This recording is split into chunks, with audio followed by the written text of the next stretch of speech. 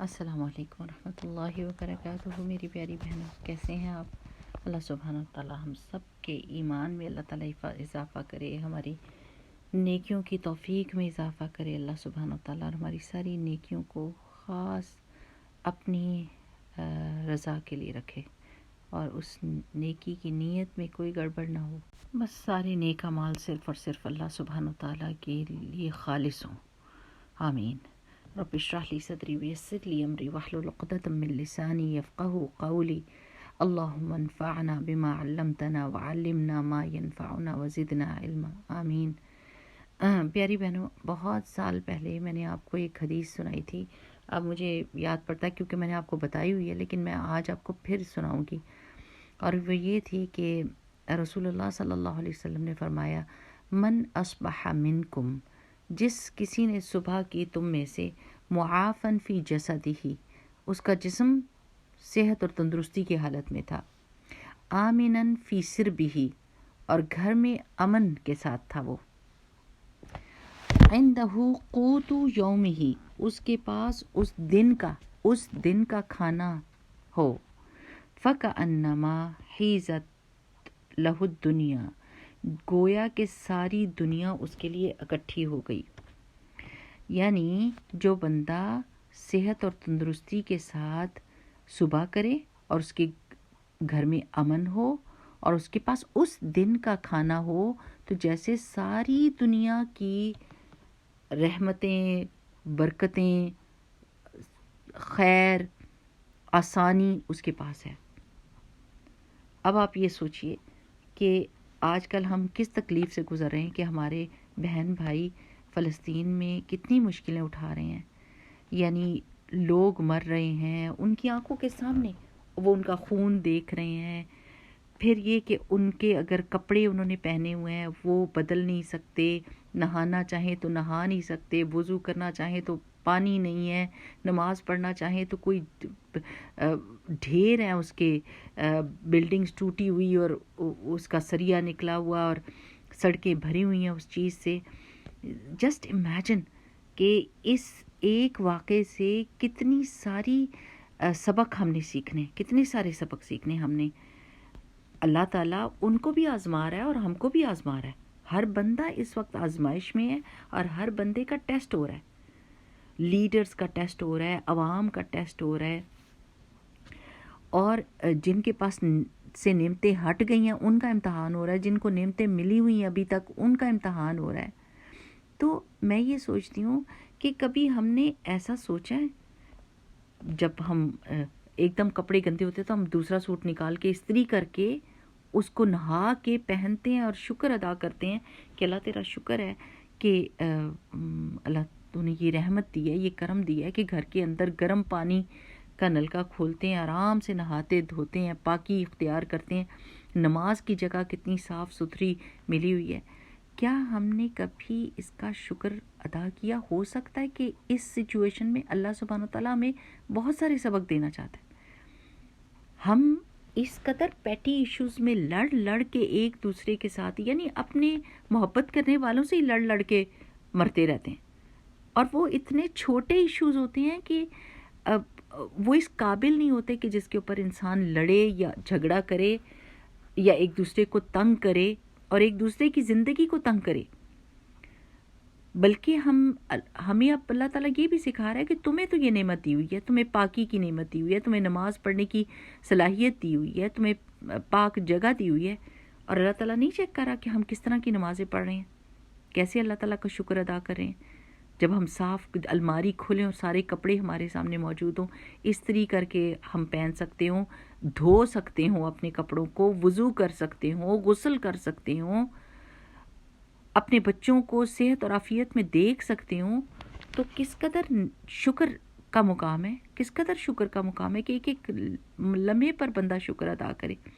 اور اللہ تعالیٰ سے معافی مانگے کہ اللہ سبحانہ تعالیٰ میں نے کس طرح اپنی زندگی میں آپ کی ناشکری کی۔ اور ایک اور بات یاد رکھنے کی یہ ہے کہ جب ایک قوم کی حیثیت سے زیادہ تر افراد گناہ میں شریک ہو جاتے ہیں اور گناہ کا ارتکاب کرنے لگ جاتے ہیں، تو پھر ایک ایسا عذاب آتا ہے جس میں نیک بد سب پکڑے جاتے ہیں، اور نیکوکاروں کا تو انجام، یعنی وہ اس فتنے کا شکار ہو جاتے ہیں لیکن نیکوکاروں کا انجام اچھا ہوتا ہے، لیکن بدکاروں کے لیے سزا ہوتی ہے۔ تو ہمیں اس فتنے سے ڈرنا چاہیے، اپنے گناہوں کی بھی توبہ کرنی چاہیے کہ اللہ سبحانہ تعالیٰ کون کون سے ایسے گناہ کریں جن کو ہم گناہ ہی نہیں سمجھتے اور آپ کی نظر میں وہ گناہ ہیں، ان کی توبہ استغفار کریں۔ اور ایک ایک لمحے کے اوپر جب آپ کے سامنے کھانا پڑا ہوا جہاں آپ یہ گلٹ فیل کرتے ہیں کہ اللہ سبحانہ تعالیٰ ہمیں یہ کتنا عجیب لگ رہا ہے کہ وہاں ہمارے بہن بھائیوں کے پاس ایک لقمہ نہیں ہے کھانے کے لیے اور یہاں پر ہماری پلیٹیں بھری ہوئی ہیں، ہمارے ڈونگے بھرے ہوئے ہیں، تو اس وقت جہاں یہ سوچ رہے ہیں اور ان کے لیے دعا کریں، وہاں پر اپنے لیے بھی دعا کر لیا کریں، یہ کہ اللہ تعالیٰ مجھے شکر گزار بنا دے کہ میں تیرا شکر ادا کروں۔ اور شکر کا مطلب ہوتا ہے کہ نعمت جس نے دی ہے آپ اس کی مرضی کے مطابق نعمت کو استعمال کریں۔ آپ اپنی آنکھوں کو، اپنے کانوں کو، اپنی زبان کو، اپنے دماغ کو، اپنے دل کو، اپنے جوارح کو اللہ کی مرضی کے مطابق لگائیں، اور یہ جو امن ملا ہوا ہے نا اس پر شکر ادا کریں۔ یہ جو عافیت جسم میں ملی ہوئی ہے کہ ہم چل پھر رہے ہیں اور ہمیں کوئی زخم نہیں لگا ہوا، استغفر اللہ العظیم، وہاں پر لوگ زخمی پڑے ہوئے ہیں اور کوئی ان کا علاج نہیں ہو سکتا کیونکہ انہوں نے ہسپتالوں کو بھی توڑ کے رکھ دیا، اور یعنی ایک ایسی جانور کی حیثیت انہوں نے اختیار کر لی ہے جس کو کنٹرول ہی نہیں کیا جا سک رہا، کوئی بھی نہیں اس کو روک سک رہا، جنہوں نے اس جانور کو تیار کیا تھا وہ بھی نہیں اس کو کنٹرول کر سکے۔ کبھی ہوتا ہے نا کہ کتا کوئی ٹرین کرتا ہے تو کتا باہر جا کے آؤٹ آف کنٹرول ہو جاتا ہے کسی چیز کو دیکھ کے اور بھونکنا بھی شروع کر دیتا ہے اور جا کے اس کے بازو، اپنے ہی مالک کے بازو سے نکل کے جاتا ہے اور دوسروں کو کاٹنے کی کوشش کرتا ہے اور مالک بھی اس کو کنٹرول نہیں کر سکتا۔ تو اس وقت جنہوں نے اس جانور کو اتنا طاقتور کیا تھا وہ جانور بھی اس کو کنٹرول نہیں کر سکتے۔ لیکن یہ یاد رکھنے کی بات ہے کہ اللہ سبحانہ و تعالیٰ ہر چیز پر، ہر بندے پر قادر ہے۔ یہ جو آپ تسبیح پڑھتے ہیں نا، تسبیح آج کل اب اپنی ہر چیز پہ نہ غور فکر کرنے لگ جائیں کہ ہم بے پرواہی کے ساتھ اور روبوٹک طریقے سے اپنی نمازیں اور اپنی تسبیح اور اپنی صبح شام کے اذکار پڑھتے ہیں۔ میں اکثر و بیشتر یہ سوچتی ہوں اگر ہم یہ سوچنے لگ جائیں کہ سبحان اللہ کی تسبیح کرتے ہوئے اللہ اس چیز سے پاک ہے، اس کمزوری سے پاک ہے جس کمزوری کا ہم شکار ہیں، ہم بے بس ہیں، ہم کچھ نہیں کر سکتے، لیکن سبحان اللہ، اللہ سبحانہ وتعالیٰ اس سب چیز سے پاک ہے۔ پھر الحمدللہ کی تسبیح کہ الحمدللہ، سب تعریف اللہ کے لیے، ہمارے لیے تو کوئی تعریف نہیں۔ اگر ہم تعریف کے قابل ہوتے تو پھر ہمارے اندر وہ صلاحیتیں ہوتی کہ ہم جس وقت کسی منکر کو دیکھیں تو اس کو روکنے کی صلاحیت رکھتے ہوں، لیکن یہ سب توفیق اللہ سبحانہ وتعالیٰ کی طرف سے ہے۔ یہ سب صلاحیتیں، یہ سب نعمتیں، یہ امن، یہ سکون، یہ رحمتیں اللہ سبحانہ وتعالیٰ کی طرف سے ہیں۔ تو سب تعریف بھی اسی کی ہونی چاہیے۔ جو لوگ میں کرتے ہیں ان کو یہ سبق سیکھنا چاہیے اپنی تسبیح سے۔ پھر اللہ اکبر جب ہم کہتے ہیں کہ اللہ ہر اس چیز سے بڑا ہے جو ہمیں بڑی نظر آتی ہے، ہمیں بڑا نظر آتا ہے کہ ہم ان لوگوں کو روک نہیں سکتے، ہم ان کا کچھ بگاڑ نہیں سکتے، ہم کچھ گھروں میں بیٹھے ہیں، سب کچھ ہے ہمارے پاس، ہمارا دل چاہتا ہے ہم اپنی پلیٹیں اٹھا کے ان بہن بھائیوں کے منہ کے سامنے لے کر جائیں، اپنے ہاتھ سے ان کو نوالا کھلائیں، ان بچوں کے سروں پہ ہاتھ پھیریں، ان کو گلے سے لگائیں، ان کو تسلی دیں، لیکن ہم کچھ بھی نہیں کر سکتے۔ لیکن اللہ سبحانہ وتعالیٰ بڑا ہے ہماری سب بے بسی سے۔ اللہ سبحانہ وتعالیٰ ہر چیز پر قدرت رکھنے والا ہے اور اس کی حکمتیں ہر چیز کے پیچھے ہوتے ہیں۔ اللہ تعالیٰ کی مشیت، اللہ تعالیٰ کی جو کام ہے نا وہ اللہ تعالیٰ کی حکمت کے تابع ہے۔ اللہ کی حکمت چل رہی ہوتی ہے ہر چیز کے بیچ میں۔ اور اس وقت اسپیشلی وہ لوگ آزمائے جا رہے ہیں جو فلسطین کے آس پاس ہیں، ان کی بہت بڑی آزمائش ہے، کیونکہ ان کے پاس تیل بھی ہے، ان کے پاس کھانا بھی ہے، ان کے پاس ڈاکٹرز بھی ہیں، ان کے پاس سب چیزیں موجود ہیں، ان کے پاس اپنی آرمیز ہیں، لیکن وہ کچھ بھی نہیں کر رہے سوائے باتوں کے۔ اور ظاہر ہے ایک یہ ڈینجر ہوتی ہے کہ بڑی جنگ نہ شروع ہو جائے، لیکن اس کے باوجود ایک ڈراوا اور ایک اسٹرینگتھ جو اتحاد میں ہوتی ہے کہ سب اکٹھے ہو کے ایک ہی بولی بولیں تو دوسرا ڈر جاتا ہے، لیکن ایک بولی نہیں بولتے، سب کو اپنے اپنے بزنس کی اور اپنے ملکوں کے پیسے کی اور اپنے پولیٹیکل جو ہے نا ان کے ایشوز ہیں یا جو ان کی پرائیورٹیز ہیں اس کی فکر ہے، تو پھر اللہ سبحانہ وتعالیٰ سب کو دیکھ رہا ہے. اور اللہ سبحانہ وتعالیٰ یعنی یہ دیکھیں کہ یہ اتنے 1940 سے یہ چل رہا ہے مسئلہ، اور کسی نے اس پر اس طرح غور نہیں کیا تھا جتنا اب غور کریں. یہی ظلم ان کے اوپر پہلے بھی ہو رہے تھے، لیکن اب یہ میسو قسم کا انہوں نے ان کے اوپر ظلم کیا ہے. اور وہی بات ہے کہ سب کی نظروں میں اب یہ آ گیا، ورنہ یہی ظلم روزانہ ان کی زندگی میں ہوتے تھے. ان کو مار دیتے تھے، کوئی پوچھنے والا ہی نہیں کہ کیوں مارا، کس وقت مارا، کدھر مارا، کیا جرم تھا کہ جس کی وجہ سے مارا، کیوں ٹانگیں توڑیں، کیوں ان کے سر پھاڑے، کیوں ان کے درخت کاٹے، کیوں ان کے گھروں کے بیچ میں آ کے براجمان ہو گئے ہو اور ان پر قبضہ کر لیا، کیوں. تو یہ تو کتنے سالوں سے چل رہا تھا. اب اللہ سبحانہ و تعالیٰ نے اس کو ہائی لائٹ کیا ہے، تو پھر ہم سب کی نظروں میں آیا اور ہم سب رود ہو رہے ہیں. رونا تو بہت سالوں پہلے سے چاہیے تھا. تو اب اس موقع کے اوپر سب اپنی تسبیحات بھی غور و فکر سے پڑھیں، اپنی نماز بھی غور و فکر سے پڑھیں، اپنی صبح شام کی دعاؤں کے مطلب کے اوپر غور کریں، اپنی ایک ایک نعمت کے اوپر شکر ادا کریں، اپنے ایک ایک گناہ کے اوپر توبہ اور استغفار کریں. فتنے کا کیا پتہ ہوتا ہے کہ کس وقت کس کے سر پر آ جائے، ہمیں تو نہیں پتہ نا. استغفر اللہ العظیم، اللہ تعالیٰ سے ہم عافیت مانگتے ہیں، اللہ سبحانہ و تعالیٰ سے معافی مانگتے ہیں کہ اللہ تعالیٰ ہمیں اس امتحان میں نہ ڈالنا. ان کا ایمان تو بہت بلند ہے، لیکن ہمارا ایمان اس قابل نہیں ہے کہ ہم ایسے فتنے کا شکار ہوں اور اس میں سے گزریں. تو اپنے گھروں میں سکون اختیار کریں، ایک دوسرے کے لیے سکون کا سبب بنیں، کسی اپنی طرف سے بس خیر ہی خیر دوسروں کو پہنچائیں، تکلیف کا سبب نہ بنیں. میں عورتوں سے ہمیشہ کہتی ہوں کہ اپنے گھروں کو اتنا پرسکون بنائیں کہ آپ کے ہسبینڈ جب گھر میں آئیں تو وہ شکر ادا کریں اور یہ کہیں کہ میں اپنے سیفٹی زون میں آ گیا ہوں. وہ یہ نہ سمجھیں کہ میں ایک جنگ کے میدان میں آیا ہوں اور اب میں جیسے ہی انٹر ہوں گا تو گولے بمباری شروع ہو جائے گی اور میری زندگی جو ہے نا وہ خراب ہو جائے گی. تو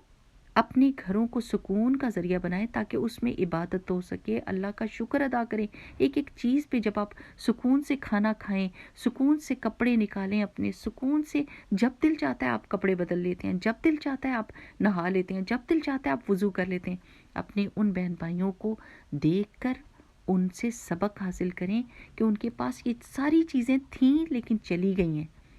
اور وہ اس مصیبت کا شکار ہیں. ان کے لیے دعا کریں اور اپنے لیے بھی دعا کریں، اپنے لیے بھی دعا کریں سب لوگ کہ اللہ تعالیٰ ہم کو اچھا انسان بنا دے، ہم کو خیر والا انسان بنا دے، ہمیں نرم دل، نرم زبان اور دوسروں کو تسلی دینے والا اور دوسرے کو سکون پہنچانے والا بنا دے. نہ یہ کہ چھوٹی چھوٹی چیزوں پہ اس قدر شدید تنگ کیا جائے کہ دوسرے کا ناک میں دم آ جائے. یعنی جنگ میں نہ ہونے کے باوجود وہ ایسا ہی فیل کرے کہ جیسے وہ بھی جنگ میں ہے اور وہ بھی بے بس ہے اور وہ بھی مصیبت کا شکار ہے. ہمارے گھر سکون والے ہونے چاہیے تاکہ اس میں عبادت اچھے سے ہو سکے. اللہ تعالیٰ کا شکر ایک ایک نوالے کے اوپر ایک دوسرے کو دیکھ کر شکر ادا کریں کہ میرا ہسبینڈ زندہ ہے، ہسبینڈ دیکھے بیوی کو تو کہے بیوی زندہ ہے، بچے ٹھیک ٹھاک ہیں، الحمدللہ، اللہ کا شکر ہے کہ ہم امن کی زندگی گزار رہے ہیں. اللہ تیرا کیسے شکر ادا کریں ہم. خدا نہ خواستہ وہ لوگ دیکھیں کہ اپنے بچوں کو اپنے سامنے مرا ہوا دیکھ رہے ہیں، اپنے ہسبینڈ بیوی کو دیکھ رہا ہے مرا ہوا اور کچھ نہیں کر سک رہے. اور وہ زیادہ بڑی آزمائش ہے کہ ہمارے گھروں کی آزمائشیں زیادہ بڑی. یہ بہت سبق حاصل کرنے کا وقت ہے، استغفار کرنے کا وقت ہے اور اللہ تعالیٰ کی نعمتوں کا شکر گزاری کا وقت ہے اور دعائیں مانگنے کا وقت ہے کہ ہم اپنے بہن بھائیوں کے لیے دعائیں کریں. جو چیز اللہ تعالیٰ نے ہمارے اختیار میں دی ہے اسی کی ہم سے پوچھو گی کہ کیا ہم یہ سارے کام کریں جو بھی میں نے آپ کو بتائے ہیں. کیونکہ ہمارے بس میں یہ نہیں ہے کہ ہم جا کے ادھر ان کو روک سکیں. ہمارے بس میں یہ ہے کہ ہم آواز اٹھا سکیں، ہم دعا کر سکیں، ہم اللہ تعالیٰ کی شکر گزاری کریں اس نعمتوں کے لیے جو ابھی تک ہمارے پاس ہیں اور استغفار کریں. من حیث القوم، ایک قوم کی حیثیت سے ہمیں استغفار کرنی چاہیے تاکہ ہمارے سر پر ایسے لیڈر آ سکیں جو نیک اور صالح ہوں، جن کی پرائیورٹیز اللہ سبحانہ و تعالیٰ کی رضامندی ہو، جن کی پرائیورٹیز چھوٹی چھوٹی چیزیں نہ ہو، یہ کپڑے، جوتے، گھر، پردے، بینک بیلنس، یہ بہت پیٹی ایشوز ہیں. بڑی چیز اللہ سبحانہ تعالیٰ کی رضا ہے. اللہ تعالیٰ کرے کہ ہمارے گولز بڑے ہو جائیں، ہمارا گول آخرت ہو جائے. جیسے حدیث میں آتا ہے نا کہ جس کا فوکس اس کی آخرت ہوتی ہے تو اللہ سبحانہ تعالیٰ اس کے زندگی سے فقر کو ہٹا دیتا ہے اور اس کو آسانیاں دیتا ہے. لیکن جس کی پرائیورٹی دنیا ہوتی ہے، اللہ سبحانہ تعالیٰ اس کے معاملات کو اس کے سامنے بکھرا دیتا ہے. وہ فوکسڈ نہیں رہتا، وہ بکھرا بکھرا رہتا ہے، وہ اپنے آپ کو کمپوز نہیں کر سکتا. تو میری پیاری بہنوں، اللہ تعالیٰ سے دعا مانگیں کہ اللہ تعالیٰ ہمیں اللہم اجعلنا صبورا وجعلنا شکورا وجعلنا فی اعیننا صغیرا وفی اعین الناس کبیرا. آمین. بارک اللہ فیکم. سبحانک اللہم و بحمدک، نشہد ان لا الہ الا انت، نستغفرک و نتوب الیک. السلام علیکم ورحمۃ اللہ وبرکاتہ.